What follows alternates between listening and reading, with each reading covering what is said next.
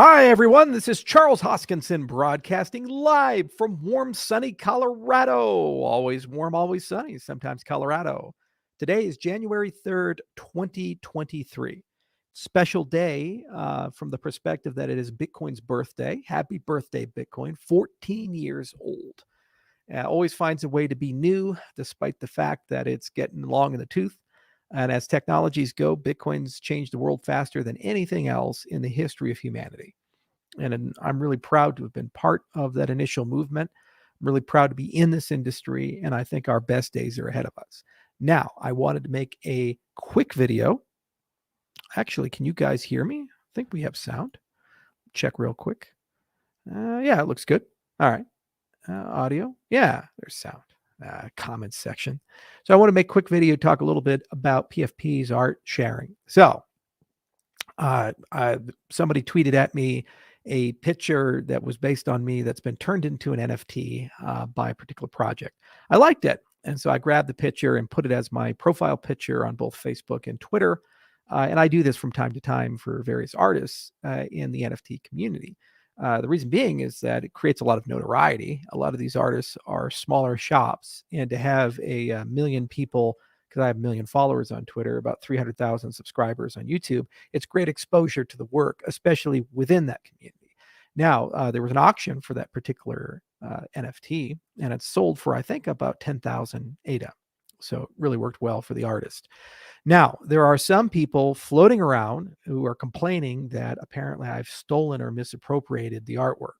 And it brings a broader question of the right-click phenomena with NFTs. And I did want to talk about it just a little bit because it brings up an important point and something that we do have to think about. When you buy an NFT, it's not really clear what you're buying. So I have artwork all across the office. You know, I have the samurai armor there and have the masks up there, a wood carving, some paintings here. This one over here is from Vladimir Kush, and this one right here is a 19th century painting. And, you know, there's all kinds of stuff that I have inside the office. Now, whether it be a copy or an original, it's clear that it's a physical object and I own it. And I have the right at any time to resell that. And there's not necessarily a royalty tail or, you know, any of these types of things. Now, when you buy an NFT, you don't necessarily own the intellectual property associated with the image of the NFT.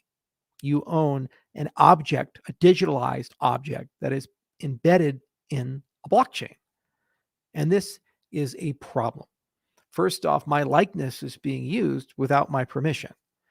Now, I don't mind. You know, I'm very big Creative Commons guy, very big open source guy. Like, for example, all these live streams, I release them under a Creative Commons license, and people are free to take them with attribution, commercial or otherwise, embed them into their videos, as long as they don't misrepresent my words. For example, they can't take this and chop it up and make it look like I'm supporting their product and service. But if you are doing a video and you're a podcaster or YouTuber and you're interested in something I'm saying, and you take a slice of my video and you put it in your podcast, you don't have to ask my permission for that. That's why I release these things under a Creative Commons license, because that's fine. I know a lot of people in the NFT community, because they love me or they love Cardano or they want to pay respect and homage to the things we've done, will take me and put me in the artwork. And that's not a problem. It's fine. It's expression. And they go and monetize that. The problem is it's not clear about the intellectual property. When they turn it into an NFT, they sell it.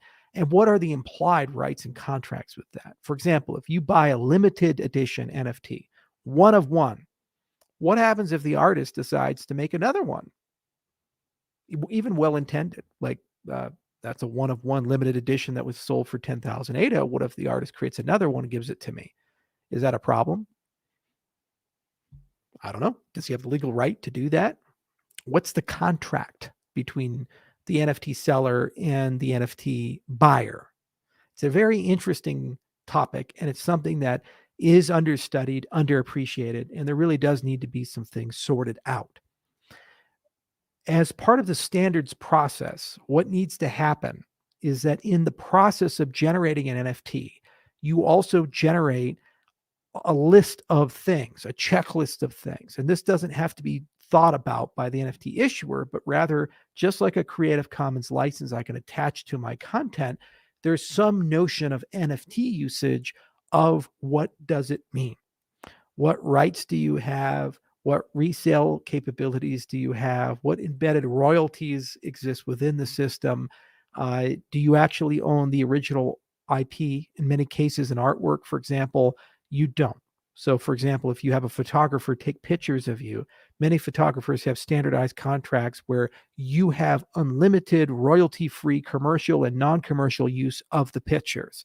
But the original picture actually belongs to the photographer. It's very much the same with a lot of artists. When you make art, the artist retains the IP, even if you pay the artist to make the art for you. So similarly, you really have to dig into what exactly are you buying and embed that and those contractual relationships into the NFT. This is where NFTs touch RealFi. Remember, I talk a lot about DeFi versus RealFi. Well, RealFi is where you talk about standards and certification, you talk about identity, you talk about governance, you talk about metadata, and then finally regulation, or at least how does it embed itself in existing laws. So a RealFi NFT is an NFT that has some notion of that. Metadata, a lot of information about the creator, terms of service, these types of things. Think about governance, the fair use of it. What are you allowed to do with it? What aren't you allowed to do with it? The royalty structure, what you actually own, these types of things. You talk about standardization. It would be nice if that is honored and appreciated by smart contracts in multiple systems, not just Solana or Algorand or Cardano or Ethereum, but it's a ubiquitous multi-blockchain standard that you know will float through, because then there's durability and interoperability for these things. When we talk about certification, claims that are made that are embedded within the NFT have been verified or validated by third-party firms. For example, we say that this NFT belonged to person XYZ. The person who issued this NFT has the legal authority to honor the commitments and claims that are made inside the NFT. Case in point, what if somebody goes and makes a bunch of NFTs affiliated with a famous artist? So pick your favorite one, Snoop Dogg or Ice-T or the Rolling Stones or something like that. Do they have the legal right to create a linkage between themselves and that band? Just like people who create a linkage between themselves and me when they create NFTs of me. I don't care.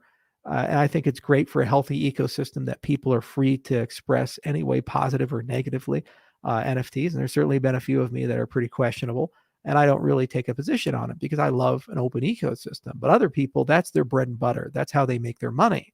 Certification is basically a verification of those associations. Identity. How do you actually know that this belonged to Charles or Bob or Jane or Jim? And who is the owner? How can they prove these types of things? DIDs, decentralized identifiers embedded within it.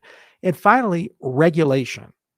Okay, so that's legal agency. So what do you do when you have to litigate? Will a court understand this? And will this be legitimate and lawful? It's an interesting concept.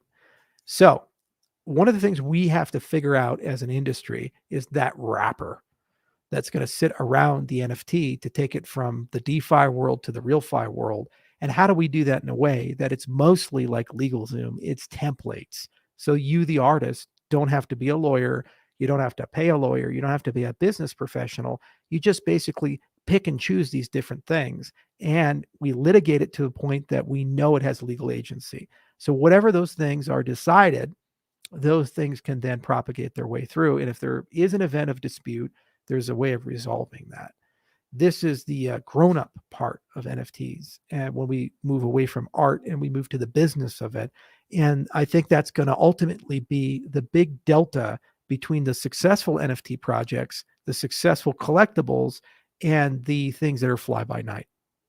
Another thing closely related is rugs with NFTs. So there's an express warranty or an implication about support of a project.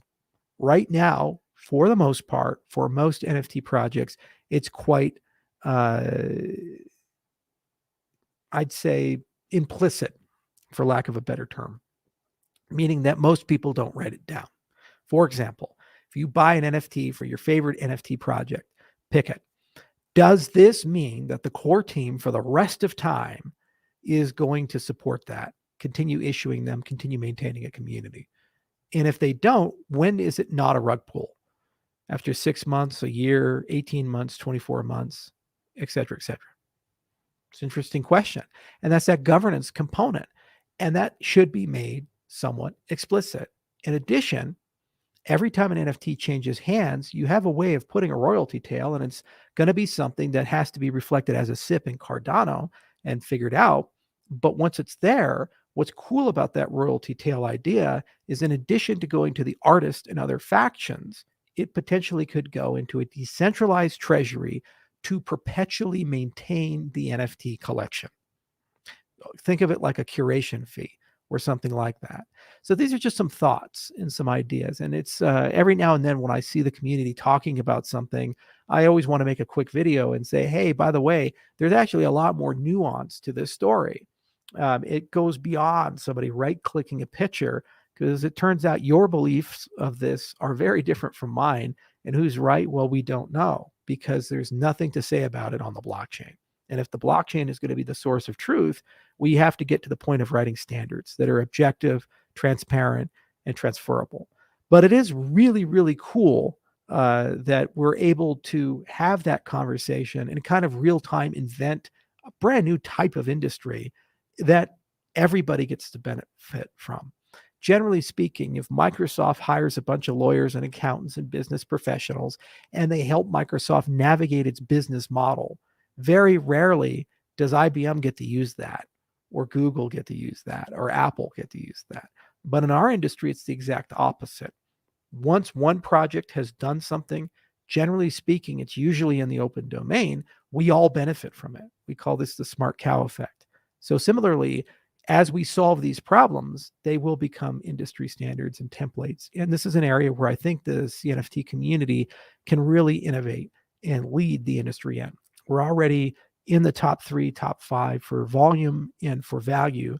And if we really want to get to number 1, by putting a cohesive framework as a community together that can be accepted and cross blockchain, and this is the dialogue we can have with other NFT projects, I think we can get to something very quickly. And then also have something that has enough legal agency and durability that it's quite understandable by the dense intellectual property businesses in the music industry, the art industry, the entertainment industry, and other places where NFTs are starting to get heavily involved in.